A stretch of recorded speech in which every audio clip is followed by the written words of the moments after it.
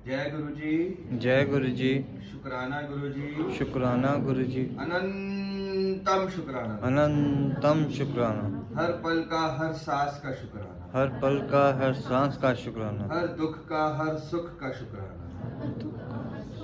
सो के उठने का शुक्राना। सो के उठने का शुक्राना। जल को लंगर को भोग लगाने का शुक्राना। जल को लंगर को भोग लगाने का शुक्राना। अमृत वेला सत्संग बख्शने का शुक्राना। अमृत वेला सत्संग बख्शने का शुक्राना। लख लख शुक्राना। लख लख शुक्राना। आई हुई संगत का शुक्राना। आयु संगत का शुक्राना। सेवादारों का शुक्राना। सेवादारों का शुक्राना। छोटे छोटे बच्चों का शुक्राना। छोटे छोटे बच्चों का शुक्राना। लख लख शुक्राना। लख लख शुक्राना। जीवन में सत्संग ही सत्संग है। सत्संग ही सत्संग है जीवन में। रोजाना के सत्संग है, रोजाना के सत्संग। मगर सत्संग महाराज ने वही सुनवाना होता है, या महाराज ने वही कहलवाना होता है जब जिसको कोई मैसेज मिलना होता है। जब पहला चलिया बख्शा था महाराज ने, तो उस दौरान पे एक सत्संग बख्शा था दोपहर के 12 बजे का।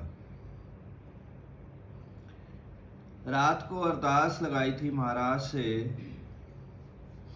सोते वक्त, और सुबह अमृत वेले पे भी अरदास लगाई थी महाराज से कि बहुत समय से मन है गोल्डन टेम्पल दरबार साहिब जाने का, और बहुत समय से मन है तिरुपति बालाजी जाने का। बहुत समय से मन था, मगर जाना नहीं हो पा रहा था। रात को भी अरदास लगाई, सुबह अमृत वेले पे भी अरदास लगाई कि दोनों तीर्थ पे, दोनों जगहों पे जाने का बहुत मन है, यहाँ के दर्शन दे। 12 बजे का सत्संग बख्शा था महाराज ने। करीब 10 बजे के करीब वहाँ जाना हुआ। महाराज ने सत्संग बख्शा, महाराज ने सेवा बख्शी। 12 बजे संगतो जी जब सत्संग शुरू हुआ तो बड़ी ही प्यारी एक आंटी, सर्दियों के दिन थे, थोड़ी थोड़ी ठंड थी, मैंने नेहरू जैकेट पहना हुआ था। 12 बजे जैसे ही सत्संग शुरू हुआ, 12 बज के करीब 5 मिनट पे, 12:05 पे एक बड़ी प्यारी आंटी अंदर आई और उन्होंने कहा, शलम मैं तेरे लिए प्रसाद लाई हूँ, इसको रख ले, किसी को बताइयो मत। किसी को बताइयो मत का कारण है कि प्रसाद बहुत थोड़ा था और उनको लगा कि बताएंगे तो अच्छा नहीं लगेगा, शायद कि सबके लिए लाना चाहिए। जब उन्होंने प्रसाद दिया मुझे तो मैंने देखा वो प्रसाद गोल्डन टेम्पल का था। जय गुरु जी। अभी वो प्रसाद मैंने लिया, अपने लेफ्ट हैंड में रखा और पॉकेट में रखा ही था, इतनी देर में एक अंकल आ गए, बड़े ही प्यारे। 12:10 और 12:15 पे जैसे ही अंकल आए, अंकल ने कहा, शलभ तेरे लिए एक प्रसाद लाए हैं, इसको रख ले और किसी को बताइयो मत। उनका भी यही कहना था कि बहुत लिमिटेड है तो बताइयो मत अभी, क्योंकि वहाँ पे 100-125 संगत थी। जैसे ही उन्होंने प्रसाद दिया तो मैंने देखा वो प्रसाद, मैंने अंकल से कहा का, आंटी ने कहा, अंकल ने कहा, कल मैं और आंटी तिरुपति बालाजी गए थे, ये तिरुपति बालाजी का लड्डू है, ये रख ले। जय गुरु जी। अब एक पॉकेट में गोल्डन टेम्पल का प्रसाद और एक पॉकेट में तिरुपति बालाजी का प्रसाद। जो रात को अरदास लगाई थी, जो सुबह अमृत वेले पे अरदास लगाई थी, वो सत्संग में कबूल हो गई।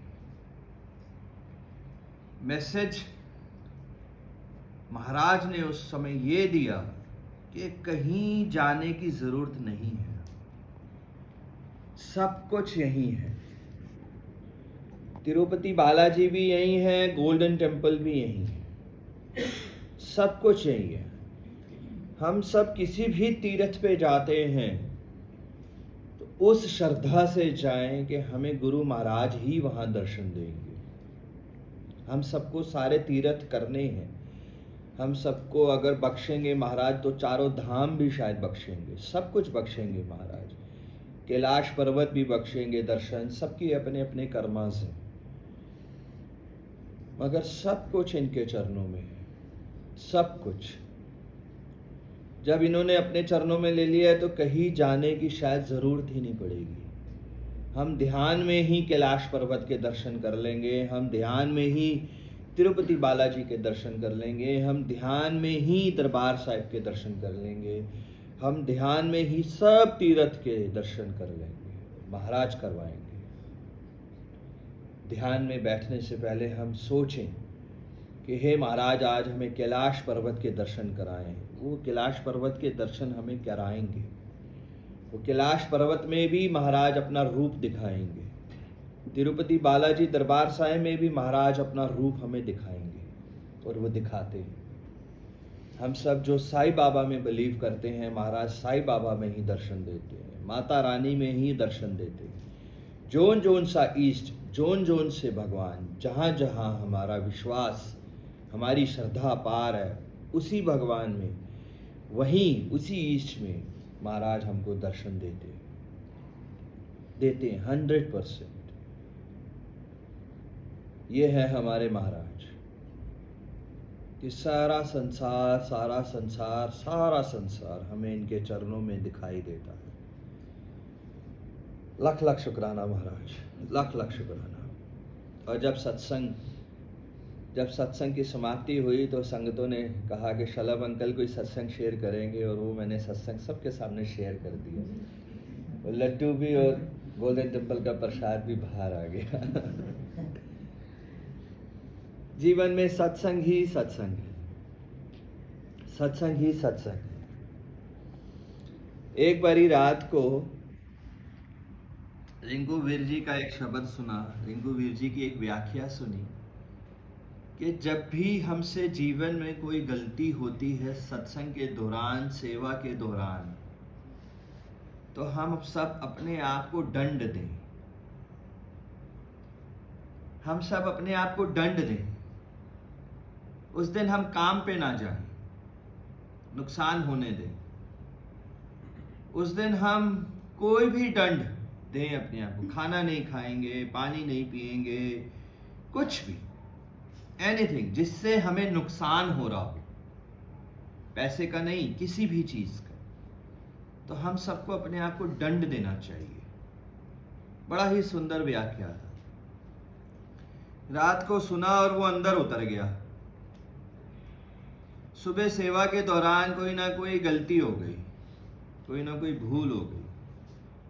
अब वो शब्द सुना ही था और सुबह सुबह सब संगतों के सामने प्रण लिया कि आज पूरा दिन, कल पूरा दिन मैं जल प्रसाद नहीं ग्रहण करूंगा।